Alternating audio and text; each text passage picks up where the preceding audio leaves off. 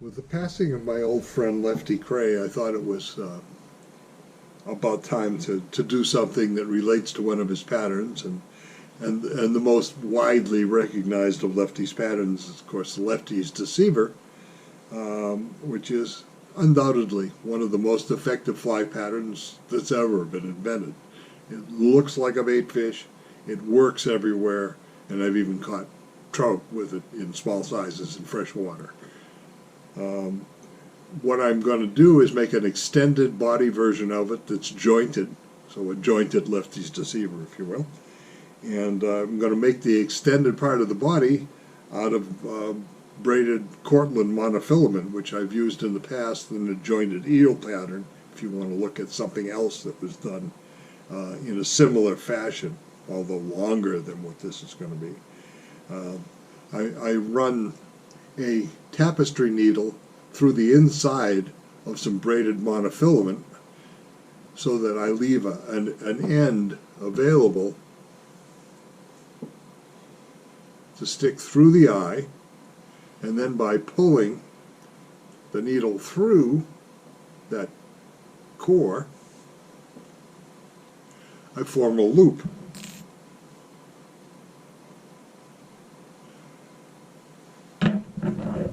And I can trim that loop up by cutting off the extended piece. I can then repeat the same technique going in the other direction, and I form a segment with loop at both ends. I then coat this with head cement, which does two things. One, it bleeds into the center of this core and locks everything together, which the Chinese finger effect does anyway, but it also makes sure that this is never going to come apart. It's never going to move at all. Now, because I've put quite a bit of head cement on here, instead of starting with the hook in the vise, if I wish, and I do for the beginning of this fly because it makes it easier, I can stick the braid itself right in there, and it's stiff enough so that it will stay in place like a hook. And I can take some thread, in this case I'm using a white, fairly fine thread. It doesn't have to be particularly heavy, it just has to be strong enough so you won't break it. And attach it right at the base of that rear eye. When Lefty tied his deceivers, he just took a bunch of saddles and broke a couple off, 4 or 6, and folded them over and tied them in place on the hook shank. Because the back end of this is a bit light, we're going to take them in 2 sets of 2, and I'm going to tie them in 2 separate operations. So there's the first 2, and I'm trying to keep them matched. So I match them up so that I get the same length.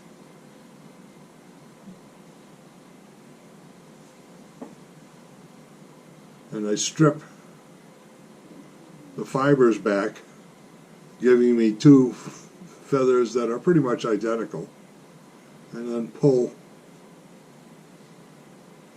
the fibers off of the shanks and cut away the waste material. Now I can take these one at a time and tie them in place on my piece of braid, one on each side,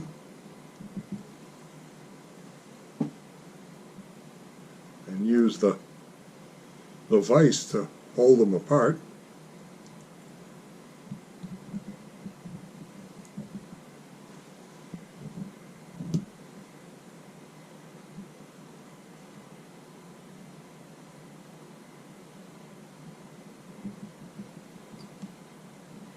And perfection is not required here. You just want to get them sort of in the same place and at about the same attitude, height-wise, in relationship to the braid itself. Next, we're going to add a little bit of flash, and in this case, I'm just going to take several strands of DNA hollow fusion pearl, which is pure flash.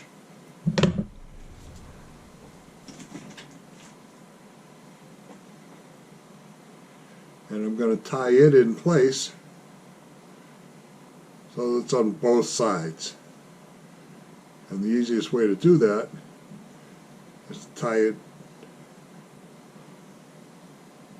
right in front and then pull it back and tie the other side in place. It's going to be a bit long, so we match lengths by trimming it.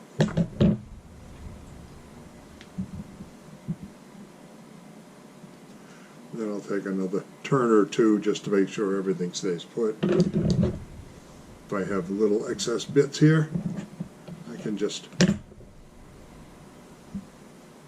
pull them apart. Now, I have a couple of saddle hackles, I have some flash, and now I'll add another pair of saddles. And I will do the same here again. I'll match them so that they have the same basic appearance.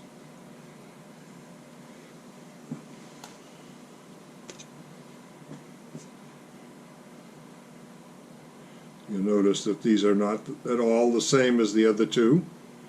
They're webbier, doesn't matter. Because as I said before, when Lefty did this, he just grabbed a bunch of them and ripped them off and tied them on. He didn't even bother to line them up side by side.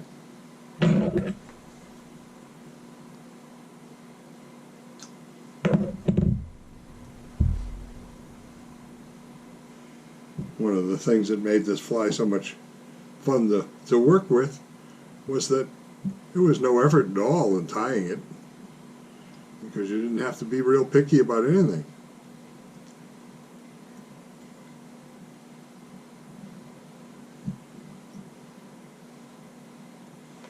And there's one.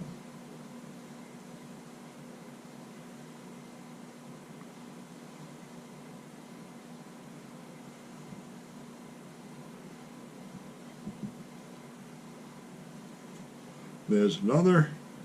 And once these things are in the water and wet, they smooth out and straighten out. They wiggle around very nicely. And I'm going to bind some of these ends down a bit so that they, for sure, never go anywhere. And then get rid of the little bits of excess stem and so on.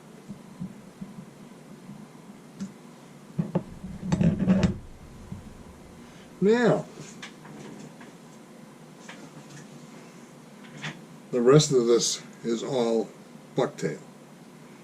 So I'm going to take some bucktail, and unlike some other patterns that are tied with bucktail that's reverse tied and folded back, the only thing we have to do with the others is get rid of the short fibers, which you can do with your fingers over the comb.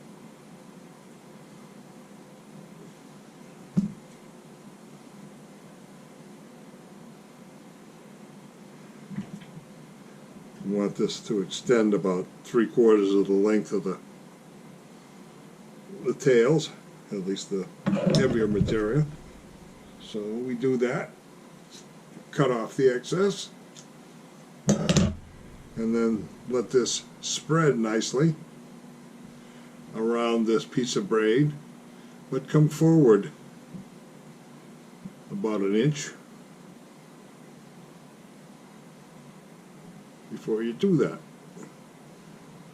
Then you can take a nice loop, loose loop around the braid.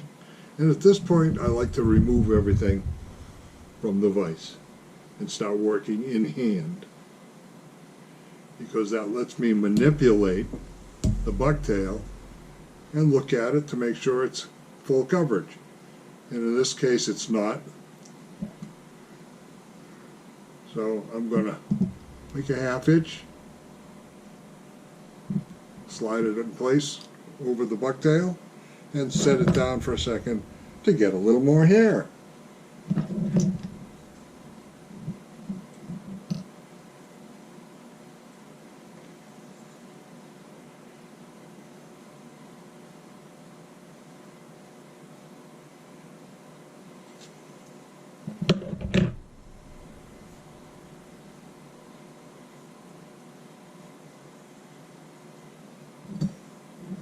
Yeah, we'll find the thin spot, put it in place.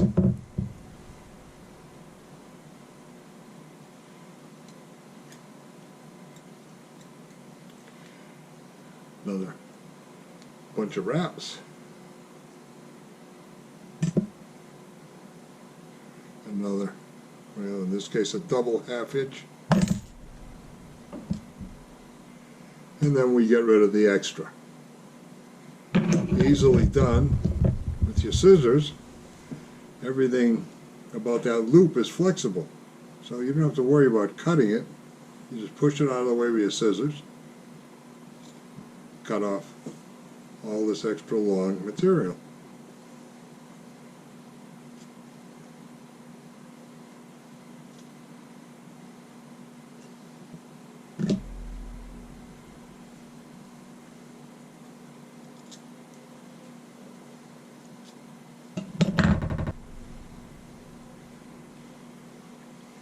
Then you could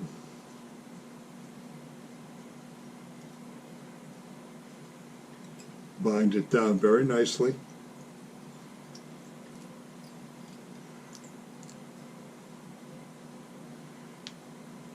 You can see that I've formed a nice minnow-like shape. The only fibers that are very long and extend very far back are few. And at this point, you can still pluck them out of there when you finish tightening up your wrap. Couple of half hitches, pull it nice and tight.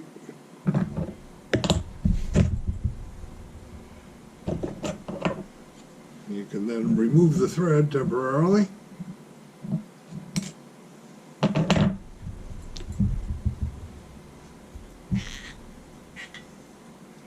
And add a little head cement.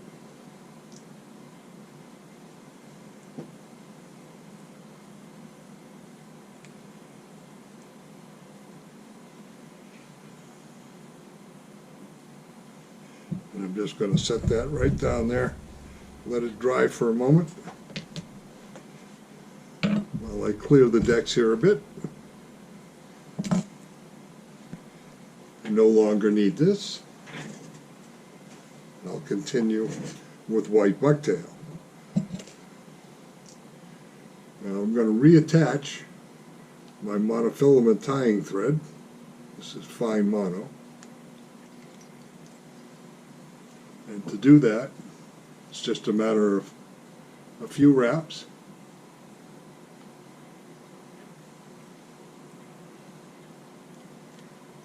Well, this is not fine mono. This is white.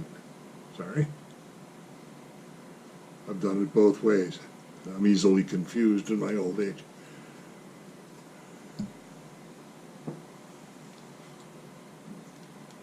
A half hitch to hold it in place, and I'm reattached. I have this extra white thread to cut off, and if I didn't cut it off, it would blend in with the bucktail anyway.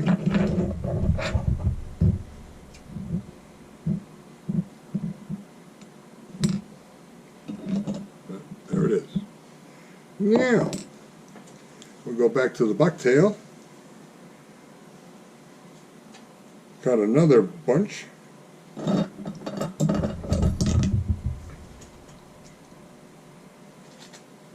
There's nothing like nice long saltwater bucktails to do this job because it's controllable for everything you want to do. Now, we want this to overlap. Gives it more density, but it doesn't go back quite all the way. You don't want it to obstruct the appearance of your saddle hackles. You find the right length, cut off the extra,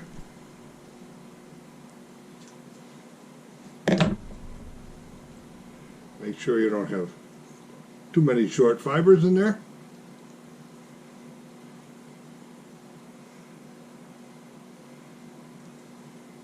And this time when you place it, you're a little more careful about not obstructing your little monofilament eye. So you pull it down so that the eye is still exposed, and grip the material and try and spread it around the hook shank before you even start to wrap.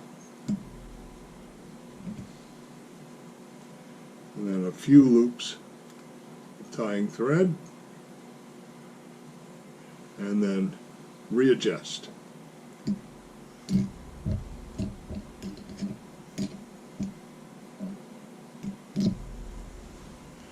then lock it down firmly with several turns.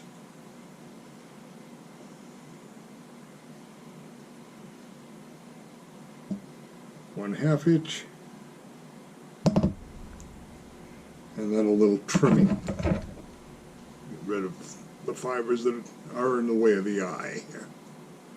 The loop of monofilament. Just like the eye of a hook, you don't want fibers sticking out all over the place. In this case, they would affect the flexibility of the fly, the ability of it to move around in a loop-to-loop connection, which we're going to make next.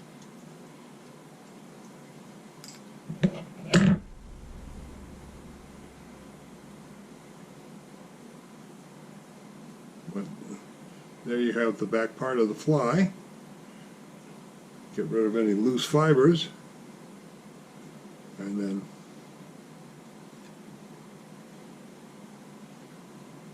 wrap that down solidly. Whoops. Breaking the thread in the process. One of the joys of having lots of bobbins with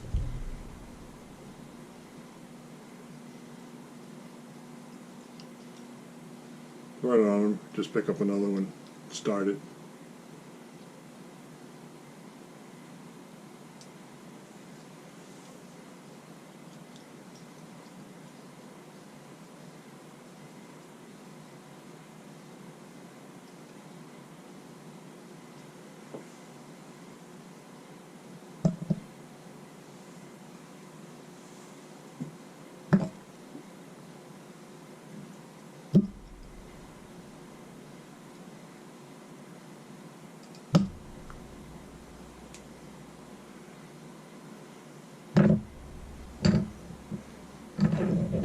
Again, remove the excess piece, disconnect the tying thread,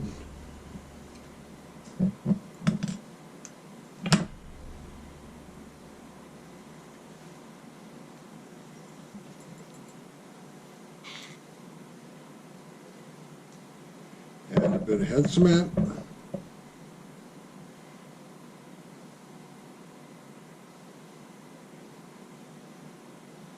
Anytime you're constructing any kind of a streamer fly, you really should do this each step of the way. Sometimes instructing in this way, I've been known to skip a spot or two because it takes time away from showing how to tie the fly, but it really should be part of every step along the way. Makes a much more durable fly. Now we'll put the hook back in here.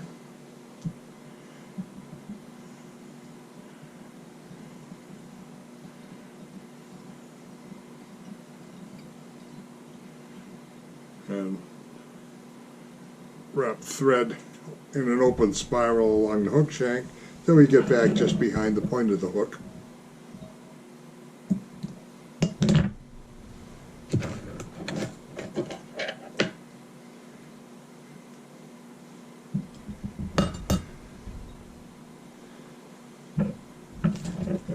to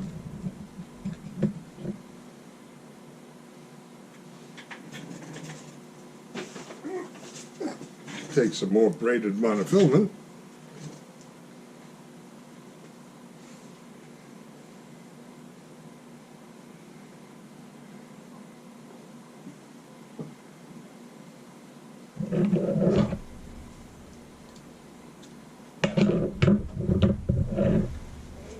And we're going to make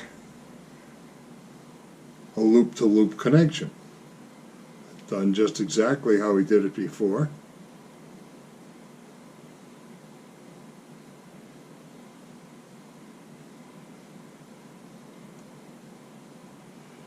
Getting the point of the needle inside the braid, out through the side,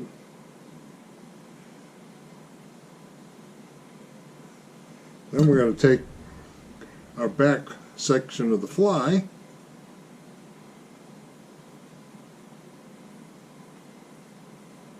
thread it on,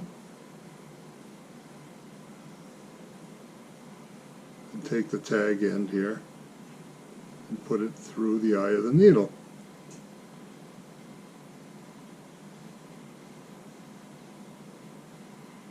Then pulling it down through,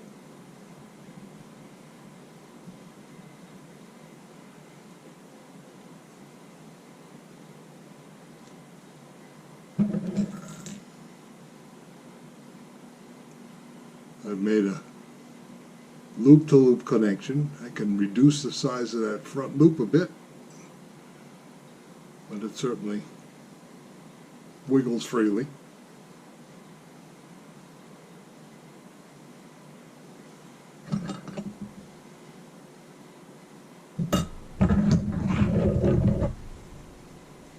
Cut off my excess.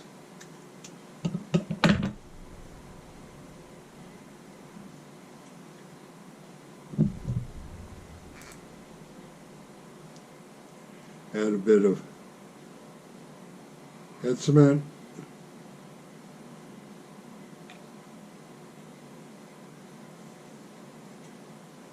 And 6 feet of braid here, certainly don't need all of that, so just chop that right off. And now I can attach this portion of the fly to the hook. And I do so turning it until the hackles are relatively straight. And the loop-to-loop connection is right at the back edge of the bend.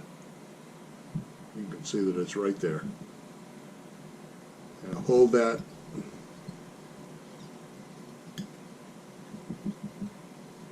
and tie it right down, and then come forward, guiding the mono with my fingers so that it stays in place on top of the hook shank. About 2/3 of the way up. We just lift this out of the way, cut off the excess. Now we have a hook, everything's connected, and I can bind it down very securely and get the thread back a bit further, pushing that loop down a little bit tighter, but still free to move.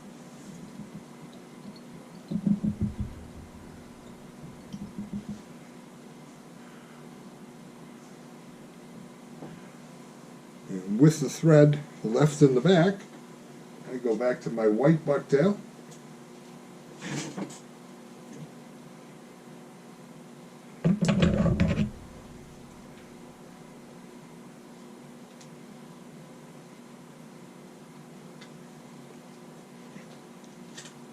Take another bunch.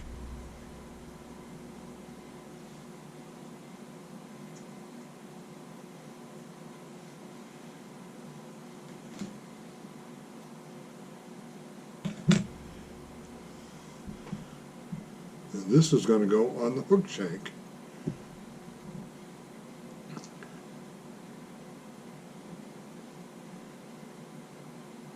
And it goes back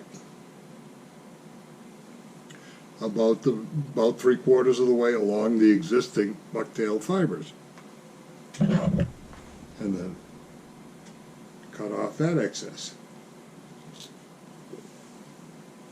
Nice having my basket on the floor to catch all of that, which it does with most of it. The rest of it goes in a vacuum cleaner. Now I can place this on the hook shank, let it surround the hook a bit, and then make a couple of loose loops. I can then adjust it just like I've done with the material on the extension, and then solidly wrap it in place. And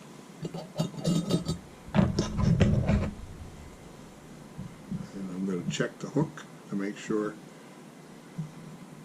that it's okay. And I'm going to trim away some of this excess. But I'm trimming it with the scissors fairly flat, which gives it a little bit of a taper towards the front.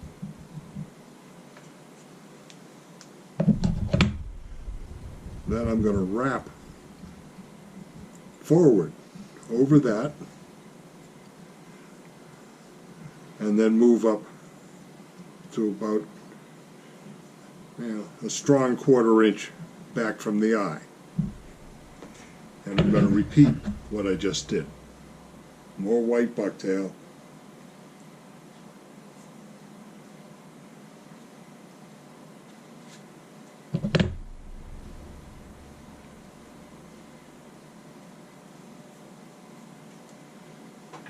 Extending back just a little less than what I did before.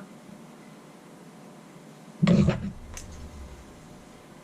off the excess.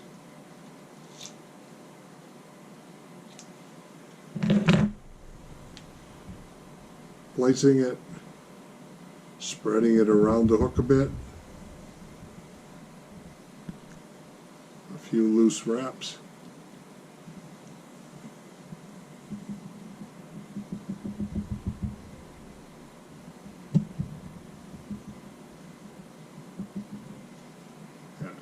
More so I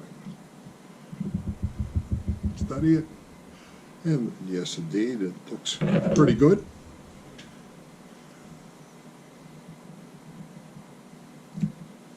And a little more trimming, make a couple more wraps so it doesn't go anywhere.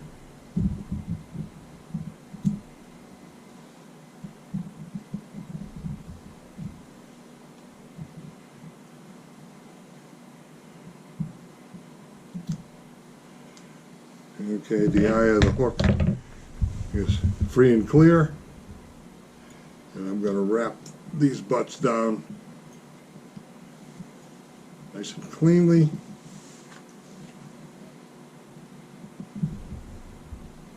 And finish with a contrasting color. And part of the things that make minnow imitations effective are having some contrast. Or the effect of a lateral line on the bait fish. And we'll take a bunch of chartreuse, which matches the color of the hackles I use, and this is certainly adaptable to use with any color combinations. Lefty quite often dyed these with white and then white bucktail and then chartreuse or some other color over the top. And in Lefty's jargon, one of his favorite sayings was, "If it ain't chartreuse, it ain't no use," which lends you to think that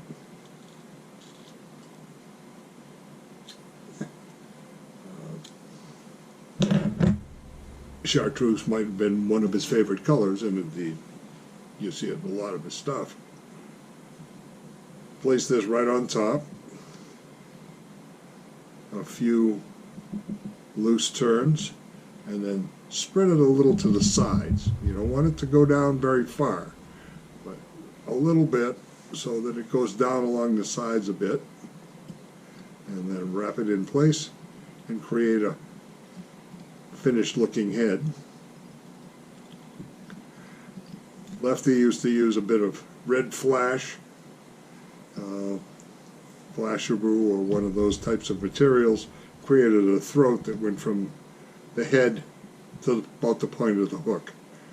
I've omitted that most of my life. Never found that it was necessary. The open gill slit imitation or bleeding of a wounded bait fish that it supposedly creates doesn't seem to make any difference at all in the effectiveness of the fly. But what we've created is a Lefty's Deceiver, before I tie it off, that's measurably about 6 inches long. It's much lighter than it would be if I used almost anything else to extend the body. It's very flexible. I have another one here. And you can see I can whip this around in virtually any direction, and I can't make it foul. Still free. Let me tie this off, and we'll look at one more thing, which